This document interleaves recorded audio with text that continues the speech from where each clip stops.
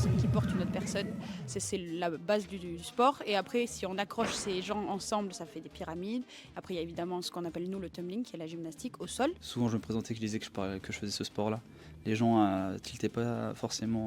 Globalement, ils voient à quoi ça ressemble, mais ils n'ont jamais vu vraiment dans la pratique. On est vraiment sur un sport qui est très complet et c'est pour ça que ça plaît autant et c'est pour ça qu'on se trouve quand même avec des personnes qui sont très athlétiques. Je sais que c'était majoritairement féminin, mais je sais quand même qu'il y avait une place importante pour les mecs aussi. Ça demande beaucoup de coordination, déjà avec les autres, mais aussi avec notre propre corps, pour avoir assez de force et assez de puissance. C'est hyper contraignant physiquement, mais c'est hyper valorisant de réussir à progresser tous ensemble. Donc on est avec l'équipe de France de cheerleading, la sélection nationale plus précisément, qui se regroupe pour pouvoir se préparer à partir au championnat du monde. On a constitué nous notre équipe et aujourd'hui c'est leur tout premier regroupement. On teste des petites choses, donc la chorégraphie elle existe. Et nous on est en train d'essayer de voir si ça peut passer. Et si ça passe pas, qu'est-ce qu'on met à la place ou qu'est-ce qui rendrait le mieux. Les entraînements comme on vit là sur 3 jours, ça demande beaucoup d'endurance. Dans l'équipe, il y en a plusieurs qu'on connaissait déjà. Il y a toujours des têtes qui changent, mais on se retrouve tous à chaque fois ici.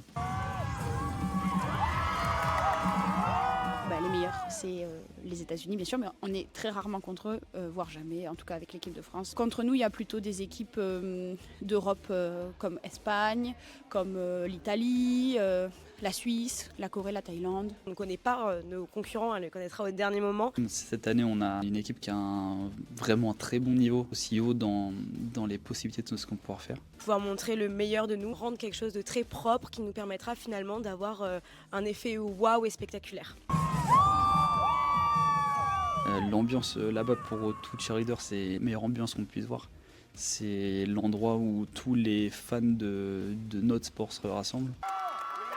Ça demande beaucoup de ressources financières, le cheerleading. Non, on n'en vit pas, non, mais c'est la passion, donc on en fait quand même.